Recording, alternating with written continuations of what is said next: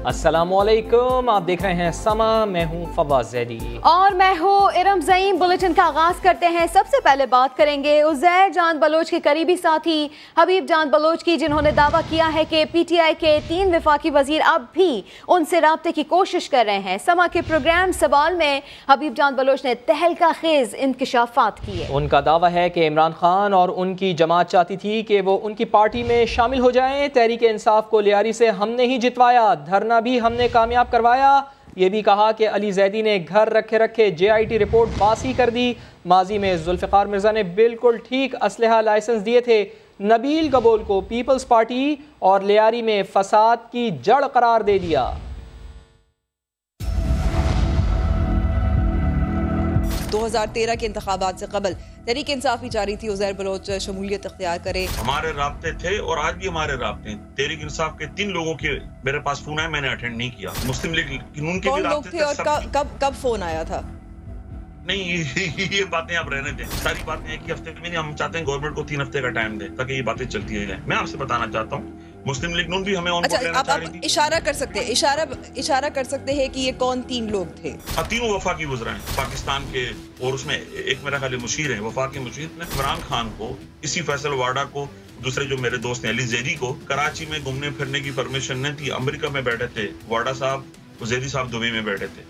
इमरान खान साहब को कराची एयरपोर्ट से वापस जाना पड़ा था। ये लियारी का पावर था, ये लियारी की हिम्मत थी कि जिन्होंने इमरान खान की PTI के लिए माहौल क्रिएट किया। अगर 2014 में उज़ैर बलोच की टीम इमरान खान के धरनों को कराची में सपोर्ट न करती बीबी, तो कराची का ये माहौल ही नहीं बनता। पूछे फैसल वाडा से, हबीब जान से आपकी बात हुई थी धरनों के लिए, और कितने दिन तक लियारी से सुजुकियां भर भर के जा रही थी। सैफी एडवोकेट साहबा वहाँ क्या स्पीच करती थी, दाद रहीम बलोच वहाँ क्या स्पीच किया करते थे, हमारे पास तो उनकी तस्वीर मौजूद है। तो मैं समझता हूँ कि ये JIT 1 और JIT 2 तो इतनी कंट्रोवर्शियल कर दी गई है। और अली जैदी साहब ने कहा कि वो कोई लिफाफा दे गया था, तो ये इनकी नाअहली थी। जब आप पिज्जा डिलीवरी करके मंगाते हैं तो आप पिज्जा गरम खाते, लेकिन अली जैदी साहब पिज्जा डिलीवरी को ठंडा करके बासी कर दिया। अब आपने उसको 200 लोगों का कातिल बना दिया, आपने ये कर दिया, ये कह दिया, वो कह दिया।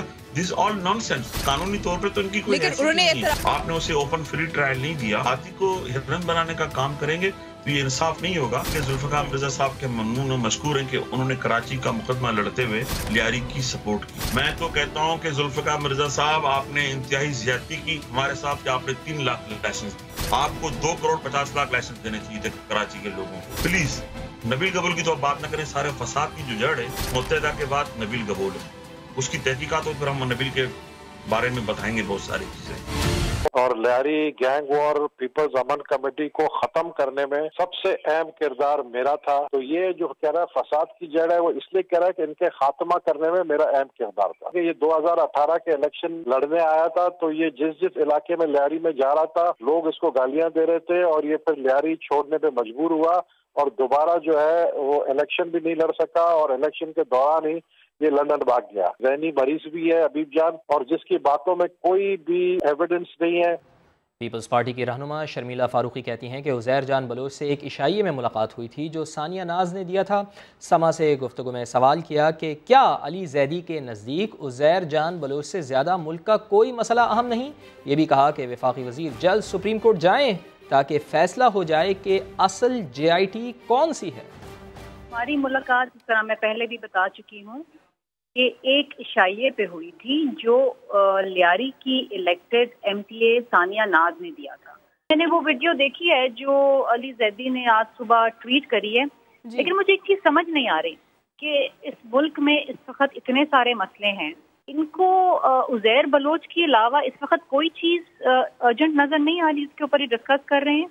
मैं तो इंतज़ार कर रही हूँ कि वो सुप्रीम कोर्ट कब जाएंगे और सुप्रीम कोर्ट में जाएं और दोनों JIT सामने रखें ताकि फैसला भी हो जाए कि कौन सी JIT इनकी नज़र में सही है और कौन सी गलत है। आगे आ रहा है जादू की छड़ी काम कर गई। कराची की इंसदाद दहशतगर्दी अदालत में 2 रेंजर्स एहलकारों के कत्ल केस की समाअत 18 जुलाई तक मुलतवी कर दी गई। उज़ैर बलोच के खिलाफ 22 मुकदमात की समाअत 3 साल से इल्तिवा का शिकार है। कराची की इंसदादी दहशतगर्दी अदालत में उज़ैर बलोच के खिलाफ 2 रेंजर्स एहलकारों के कत्ल केस की समाअत हुई। अदालत की इजाज़त से अहलखाना के कमरा अदालत में उज़ैर बलोच से मुलाकात करवाई गई। इस्तिग़ासा के गवाह ने बयान कलम बंद कराने के लिए मोहलत तलब की, जिस पर समाअत 18 जुलाई तक मुलतवी कर दी गई। उज़ैर बलोच के खिलाफ दहशतगर्दी, जलाओ, घेराव, हंगामा आराई समेत 22 मुकदमात की समाअत 3 साल से इल्तिवा का शिकार है। मुबैना लीक ऑडियो ने छुट्टी करा दी, तफसीलात जानिए थोड़ी देर बाद। एमक्यूएम पाकिस्तान के रहनुमा फैसल सब्जवारी कहते हैं कि 12 मई 2007 को एमक्यूएम का रैली निकालने का फैसला गलत था। शहर में उस रोज़ कंटेनर्स भी नहीं लगाने चाहिए थे। परवेज़ इलाही की तरह एमक्यूएम भी इनकार कर सकती थी। उन्होंने डॉक्टर फारूक सत्तार को पार्टी से निकालने के फैसले को भी अफसोसनाक करार दिया।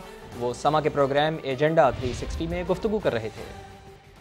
12 मई के हवाले से मैंने तो सिंध असेंबली के फ्लोर पे खड़े होकर कहा है कि जी हमने ब्लंडर किया, उस रोज़ हमें रैली नहीं निकालनी चाहिए थी। हमारा हक था या नहीं था वो एक अलग बहस है, लेकिन हम में इतनी मेच्योरिटी होनी चाहिए थी कि अगर हम उस दिन रैली निकालेंगे तो तसादुम के इम्कानात होंगे, हमें नहीं निकालनी चाहिए थी। मैं कह रहा हूँ नहीं लगाने चाहिए थे कंटेनर, और अगर ये कर भी दिया था तो एमक्यूएम के कारकुनान में से जो अपनी हिफाजत के लिए किसी भी चीज़ के लिए असले लेकर गए, नहीं लेकर जाने चाहिए थे। एमक्यूएम को जवाब देना चाहिए था, जनरल मुशर्रफ को भी जो परवेज इलाही साहब ने दिया था। मैं तो कायल हूँ इस बात पर। देखिए, फारूक सत्तार साहब का एमक्यूएम पाकिस्तान से उनको खारिज किया जाना, आई मेंटेन कि एक वो बहुत अफसोसनाक फैसला था। आगे बढ़ते हुए आपको बताएं, इश्तिहारात में कमीशन लेने के इल्ज़ाम में खैबर पख्तूनख्वा के मुशीर इत्तलात अजमल वज़ीर को ओहदे से हटा दिया गया। महकमा इत्तलात का कलमदान मोमने खुसूसी कामरान बंगश के सुपुर्द कर दिया गया। वज़ीर आला ने चीफ सेक्रेटरी को मामले की तहकीकात का हुक्म दिया है।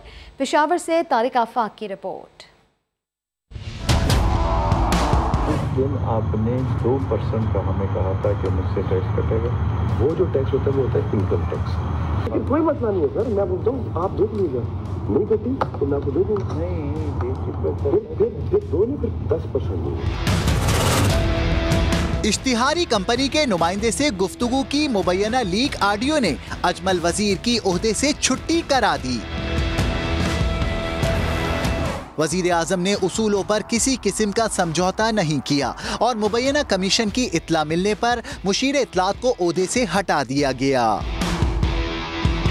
साबिक मुशीर पर कमीशन लेकर कोरोना आगाही की इश्तिहारी मुहिम मनपसंद एजेंसी को देने का इल्जाम है। वजीर आला ने कामरान खान बंगश को महकमा इत्तलात का कलमदान सौंप कर चीफ सेक्रेटरी को मामले की तहकीकात का हुक्म दे दिया। प्राइम मिनिस्टर साहब की तरफ से हिदायत थी कि इस मामले की तह तक पहुंचा जाए। अगर तो वो साबित हो जाती हैं चीजें तो फिर तो ऑलरेडी उनको डिनोटिफाई किया गया, अदरवाइज वो रीइंस्टेट हो जाएंगे, कैबिनेट में दोबारा जाएंगे। 3 मार्च 2020 में शौकत यूसुफजई से महकमा इत्तलात का कलमदान लेकर अजमल वजीर को मुशीर इत्तलात बनाया गया था। तारिक आफाक, समा, पेशावर। मुशीर इत्तलात के ओहदे से बरतरफ किए जाने वाले अजमल वजीर का कहना है कि मुख्तलिफ मीटिंग्स की ऑडियोज़ को एडिट करके पेश किया गया है। सवाल कुछ और थे और जवाब कुछ और। स्टीयरिंग कमेटी के चेयरमैन वजीर सेहत थे, मैं नहीं। कहते हैं कि जिस चीज़ का उनके पास इख्तियार नहीं, उन पर इल्ज़ाम लगाया गया। मजीद क्या कहना था, आइए आपको दिखाते हैं।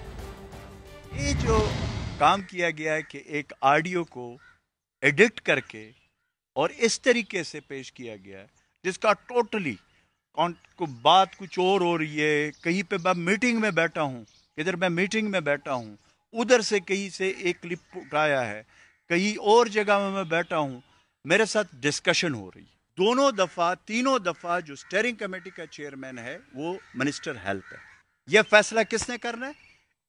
चेयरमैन जो कमेटी का होता है, वजीर सेहत साहब, और फिर उसके साथ secretary health, secretary information, DG information, additional secretary health, ये जितने लोग हैं ये सारे बाकायदा मेरे पास ये मौजूद है। वज़ीर आज़म अपोजिशन के दबाव में नहीं आएंगे। वज़ीर इत्तलात शिबली फराज का अपोजिशन को 2 टोक पैगाम। न्यूज़ कॉन्फ्रेंस में कहा, दोनों पार्टियां मफादात के लिए क्रिमिनल्स, गैंग्स और माफियाज की सरपरस्ती करती रहीं। इन्हें डर है हम इस्लाहात ले आए तो ये सब जेल जाएंगे। इमरान खान का कोई ज़ाती कारोबार है न फैमिली सियासत में है। मज़ीद क्या कहा, आइए सुन लेते हैं।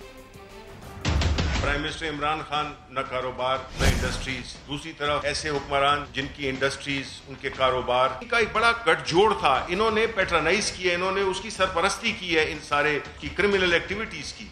जो अपोजिशन वाले इकट्ठे हुए हैं उनकी बुनियादी मकसद यही है कि इमरान खान की ज़ात को निशाना बनाना, उस पे वो प्रेशर डालना जो कि वो कभी कबूल ही नहीं करता। वो जो फजलुर रहमान साहब हैं वो बेचारे बड़ी कोशिशें कर रहे हैं कि कोई ना कोई एक तरीका बन जाए जिससे कि कम से कम मिलजुल लें, एक अखबार में तस्वीर आ जाए कि जी ये पीसी हुई है। आपने देखा उसमें कौन शामिल थे?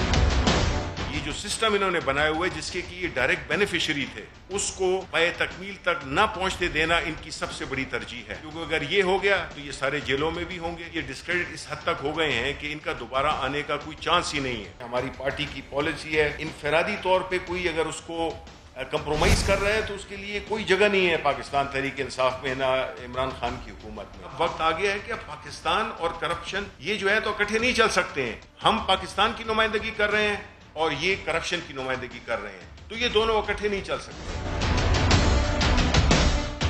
नैब ने हज की इश्तिहारी मुहिम में मुबैना बेज़ाब्तगियों की मुकम्मल छानबीन का किया है फैसला। वफाकी वज़ीर पीर नूरुल हक क़ादरी के खिलाफ तहक़ीक़ात का दायरा वसी कर दिया गया है। गुज़िश्ता 2 साल की इश्तिहारी मुहिम का मुकम्मल रिकॉर्ड मुतालिका इदारों से हासिल किया जाएगा। सरकारी इमारत अपने बिजनेस पार्टनर को दिए जाने की शिकायत पर भी छानबीन मुकम्मल कर ली गई है। इस्लामाबाद से देखिए सुहेल रशीद की रिपोर्ट। नैब साबिक हुक्मरानों के साथ ऐवान इक़्तिदार के मौजूदा मकीनों के एहतसाब के लिए भी सरगर्म। इख्तियारात से तजावुज़ करने के इल्जाम पर विफाकी वज़ीर नूरुल हक क़ादरी के खिलाफ शिकायत पर तहकीकात का दायरा बढ़ा दिया। गुज़श्ता 2 साल के दौरान हज इश्तिहारी मुहिम का मुकम्मल रिकॉर्ड हासिल करने का फैसला। प्राइवेट इश्तिहारी कंपनियों के अलावा प्रेस इंफॉर्मेशन डिपार्टमेंट से भी मुकम्मल मालूमात हासिल की जाएंगी। नूरुल हक क़ादरी के अलावा वजारत मजहबी अमूर के अफसरान और एहलकारों के किरदार का तयन भी किया जाएगा। नैब रावलपिंडी वजारत की इमारत नूरुल हक क़ादरी के बिजनेस पार्टनर को देने का रिकॉर्ड पहले ही हासिल कर चुका। नैब को शिकायत मौसूल हुई थी कि विफाकी वजीर ने इख्तियारात का गलत इस्तेमाल करते हुए इमारत कैश एंड कैरी के लिए दी, जिससे कौमी खजाने को नुकसान पहुँचा।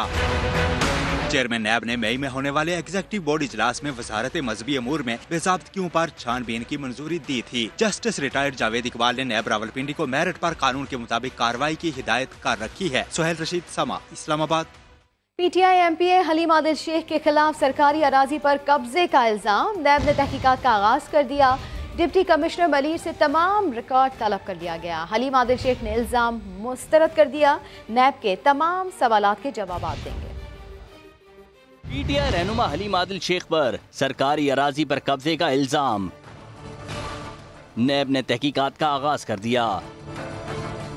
नैब के मुताबिक तहरीक इंसाफ के MPA हलीम आदिल शेख पर 253 एकड़ सरकारी जमीन पर कब्जे का इल्जाम है, लेकिन हलीम आदिल शेख ने तो इल्जाम को मुस्तरद कर दिया। कहा 250 में से सिर्फ 4 एकड़ जमीन उनकी, बाकी कजन, भाई और दीगर अहबाब के नाम पर हैं। उनका कहना था कि नैब के तमाम सवालात के जवाब देंगे। जनवरी 2018 से ये एंटी करप्शन में मेरे खिलाफ एक दरखास्त डलवाई, जिसको बैकिंग की पीपल्स पार्टी के लीडर्स ने, जिसका सबूत मेरे पास मौजूद है। नैब हमसे पूछेगा, इंशाअल्लाह हम भी एक चीज बता देंगे और हम वेलकम करते हैं। नैब ने डिप्टी कमिश्नर मलीर को खत लिखकर सरकारी अराजी पर कब्जे और फरोख्त से मुतालिक रिपोर्ट 27 जुलाई तक तलब कर ली। दूसरी जानिब एंटी करप्शन सिंध भी मामले की तहकीकात कर रही है। खुदारा एहतियात करें, तफसीलात क्या है बताएंगे थोड़ी ही देर में। जादू की छड़ी घुमाकर मसाइल हल करने वाले वफाकी वजीर असद उमर ने के इलेक्ट्रिक को काबू कर ही लिया। कल से कराची में गैर एलानिया लोड शेडिंग के खात्मे का ऐलान कर दिया। कहा इजाफी तेल और बिजली देंगे, अगर मसला हल ना हुआ तो कानून हरकत में आएगा। समा ने सवाल किया तो जवाब दिया, ज़रूरत पड़ी तो के इलेक्ट्रिक को टेक ओवर भी कर लिया जाएगा।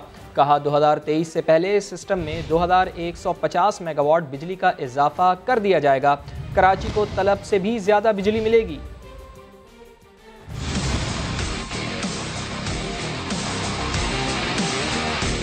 100 मिलियन स्टैंडर्ड क्यूबिक फीट रोजाना इजाफी गैस दी जाएगी कि इलेक्ट्रिक को फर्नेस ऑयल की जो सप्लाई है बढ़ा दिया है।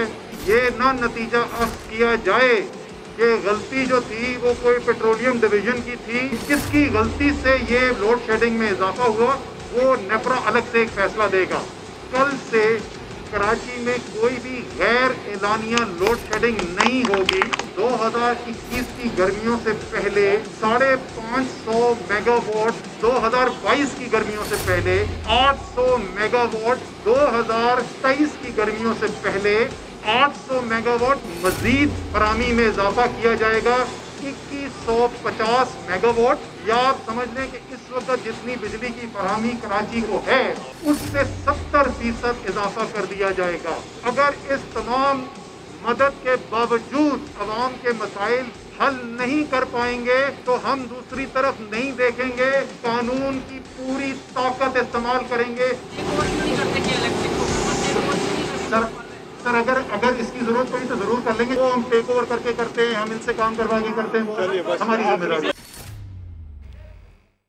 साल गुजर गए मगर मेट्रोपॉलिटन शहर की हालत ना बदली। अब तक यही सोच विचार की जा रही है कि कराची में बिजली का मसला कैसे हल किया जाए।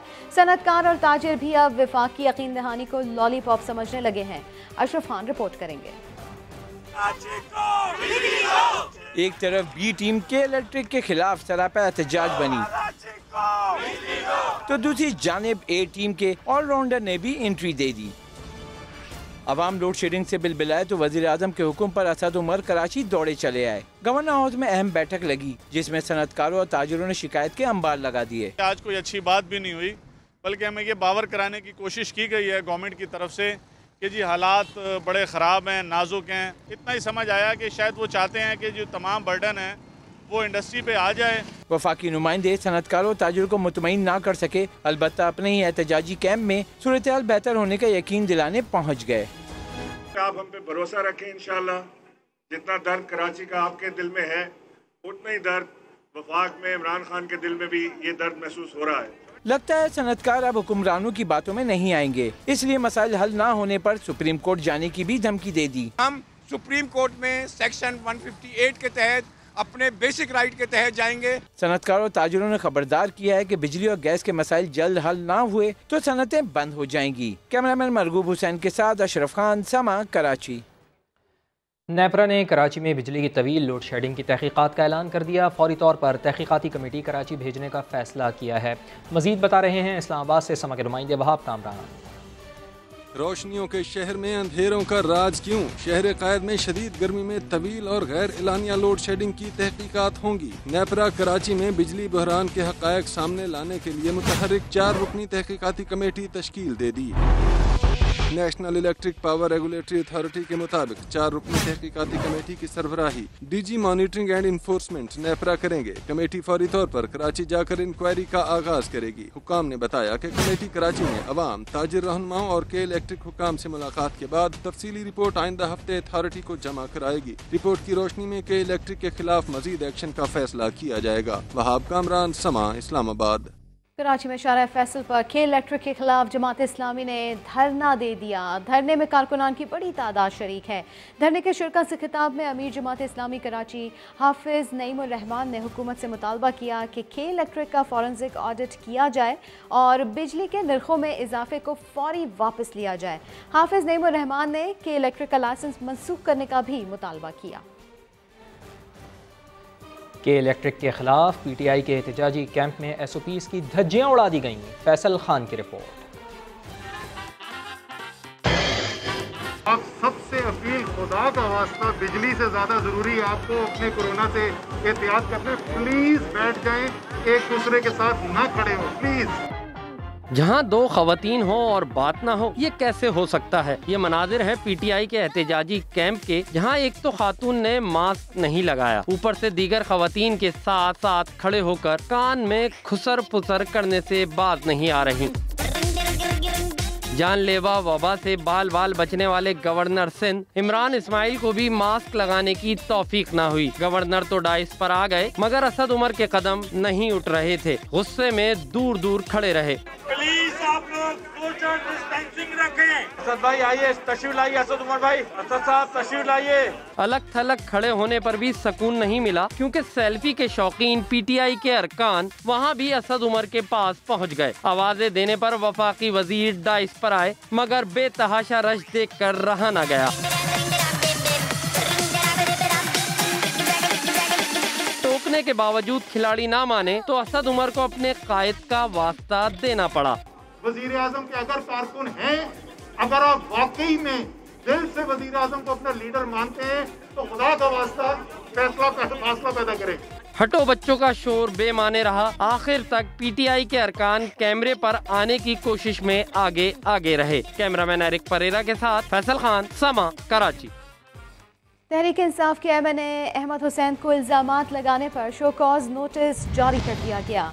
नई मशरफ भट्ट की रिपोर्ट देखिए।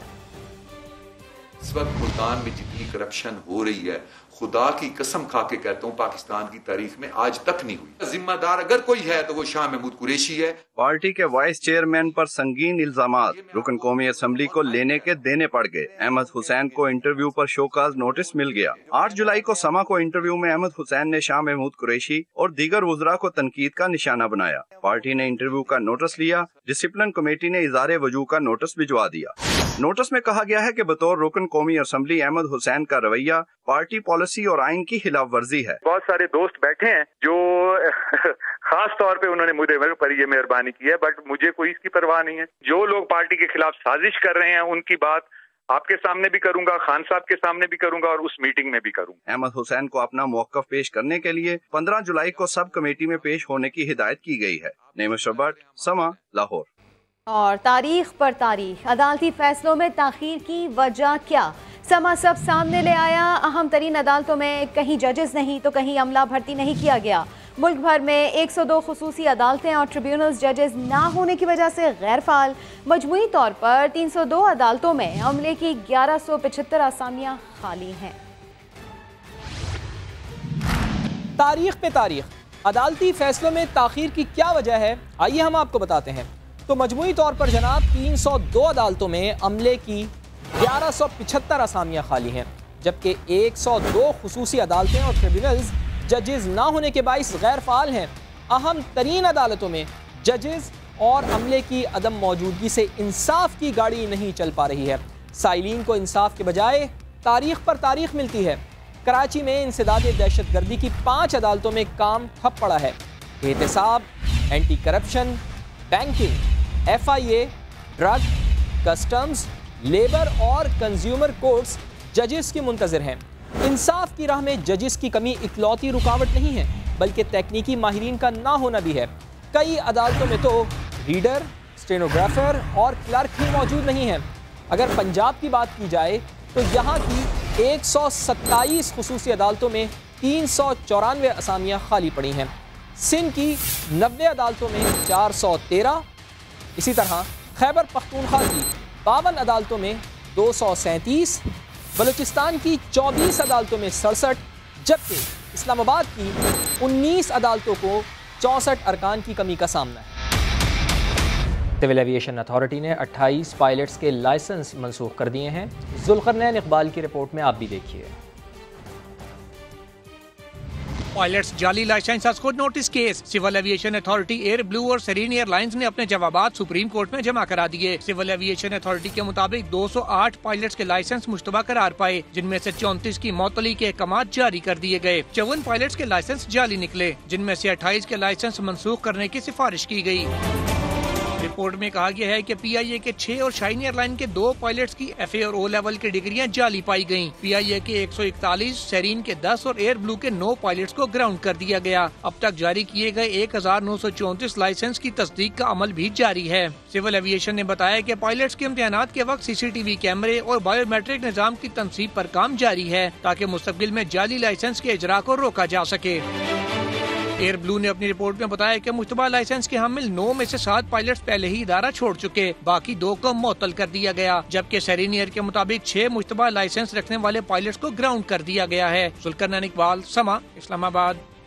कराची में साल की सबसे बड़ी डकैती का मामला, कार शोरूम का मुलाजिम ही मुलविस निकला। जमशेद क्वार्टर्स पुलिस ने मुलाजिम और उसके भाई को गिरफ्तार करके 51 लाख रुपए भी बरामद कर लिए हैं। जमशेद रोड पर वाक़े कार शोरूम पर 6 जुलाई की शाम 2 करोड़ 38 लाख से ज़ायद की डकैती हुई। शोरूम मालिक की जानिब से मकबरी के शुबे पर पुलिस ने मुलाजमीन से पूछगिछ की तो एक मुलाजिम और उसका भाई मुलविस पाया गया। गिरफ्तार मुलजिमान से 51 लाख रुपए बरामद किए गए। बाकी रकम फरार होने वाले मुलजिमान में तकसीम की गई। खदशा है कि वो पंजाब और पेशावर में रुपोश हुए हैं। पुलिस ने गिरफ्तारी के लिए टीमें तश्कील दे दी हैं। डेयरी फार्मर माफिया एक बार फिर बेलगाम हो गया। कराची में फी लीटर दूध 120 रुपए में फरोख्त होने लगा। मुदस्सिर नज़ीर की रिपोर्ट देखेंगे। इजाफा होना था 25 रुपए फी लीटर का। जिसकी लाठी उसकी भैंस। बड़ा एहसान किया गवालों ने कराची वालों पर, बस 10 ही रुपए तो बढ़ाए। 1 लीटर दूध 110 से 120 रुपए लीटर कर दिया। डेयरी फार्मर्स ने पहले भी 94 रुपए फी लीटर की सरकारी कीमत को घास नहीं डाली थी और इस बार भी साफ कह दिया कि न सिर्फ हालिया इजाफे का फैसला हतमी है बल्कि 1 माह बाद फिर से 10 से 15 रुपए बढ़ाए जाएंगे। जो अजनास हमें 12 रुपए किलो मिलते थे वो एक्सपोर्ट हो रहे हैं। उसके असरात जब दूध की कीमतों पे आएंगे तो वो अवामुन नास पे आएंगे। डेयरी फार्मर भी हुकूमत को जिम्मेदार ठहराते हैं। उनका कहना है कमिश्नर कराची इजलास करें या ना करें, कीमतों में इजाफा वापस नहीं लिया जाएगा। कैमरामैन मरगूब हुसैन के साथ मुदस्सिर नज़ीर, समा, कराची। अदालती हुक्म के बावजूद ओपन मार्केट में अब भी चीनी 85 रुपए में फरोख्त हो रही है। ऐसा क्यों है, बता रहे हैं मोहम्मद लुकमान अपनी इस रिपोर्ट में। शुगर स्कैंडल पर रिपोर्ट आई, अदालत ने सरकारी कीमत भी 70 रुपए फी किलो मुकर्रर कर दी, मगर अवाम को चीनी अब भी 85 रुपए फी किलो मिल रही है। शहरी कहते हैं कि सिर्फ ऐलान नहीं, हुकूमत कीमत भी कम करे। जब से 70 रुपए का गवर्नमेंट ने ऐलान किया ना तो चीनी 80 से 85 चली गई है। पहले 80 मिली थी, अब 85 पे चली गई है। हमने भी सुना है 70 रुपए, लेकिन दुकानों पे जो है 70 रुपए नहीं दे रहे, कोई 80 रुपए दे रहा है, कोई 90 रुपए। अपने अपने रेट सबने लगाए हुए हैं। डीलर्स कहते हैं कि मिल से 78 रुपए में लेकर 70 रुपए फी किलो चीनी कैसे बेच सकते हैं। इसका रेट एक्स मिल 8000 रुपए बोरी का है, 4000 तोड़े का, और 50, 60, 70 रुपए किराया पड़ के और तोल तला के 85, 90 रुपए वारा खाती है। शुगर मिल एसोसिएशन के मुताबिक हुकूमत चीनी की कीमत मुकर्रर करने से पहले मिल मालकान से मशवरा कर लेती तो मामला हकीकत पसंदाना तरीके से तय किए जा सकते थे। कैमरामैन जिशान यूसुफ के साथ मोहम्मद लुकमान, समा, लाहौर। सलीम मलिक ने PCB की जानिब से एतराफ़ी लेटर मंजर-ए-आम पर लाने को मुज़क्का-खेज़ करार दे दिया है। PCB में जवाब मुस्तरद, साबिक कप्तान सलीम मलिक सामने आ गए। एतराफ़ी लेटर मंजर-ए-आम पर लाने को मुज़क्का-खेज़ करार दे दिया। बोले 2014 के एतराफ़ी लेटर पर सुबहान अहमद और तफस्सुल रिज़वी के कहने पर दस्तखत किए थे। दोनों ने कहा था लेटर ICC की आंखों में धूल झोंकने के लिए लिखना है और अब यही लेटर मेरे खिलाफ इस्तेमाल किया जा रहा है। मुझे जो कहा गया था कि आपको ये हमने ICC को आई वॉश करने के लिए देना है, तो ये तो इन्होंने मेरे खिलाफ इस्तेमाल कर रहे हैं। ये तो बड़ी मतलब मज़ाक़ेज़ बात है। मैच फिक्सिंग के जुर्म में ताहयात पाबंदी का शिकार सलीम मलिक 2014 में चेयरमैन PCB के नाम खत में जुर्म का एतराफ़ कर चुके हैं। एतराफ़ी खत की कॉपी के मुताबिक सलीम मलिक ने उस वक्त के चेयरमैन नजम सेठी से अपने गलत कामों का एतराफ़ किया था। और बुलेटिन के आखिर में आपको बताया वोस्टरशायर में कौमी टीम का दूसरा इंट्रा स्क्वाड मैच शुरू हो गया। ग्रीन टीम की क़यादत अजहर अली और वाइट टीम की क़यादत सरफराज अहमद कर रहे हैं।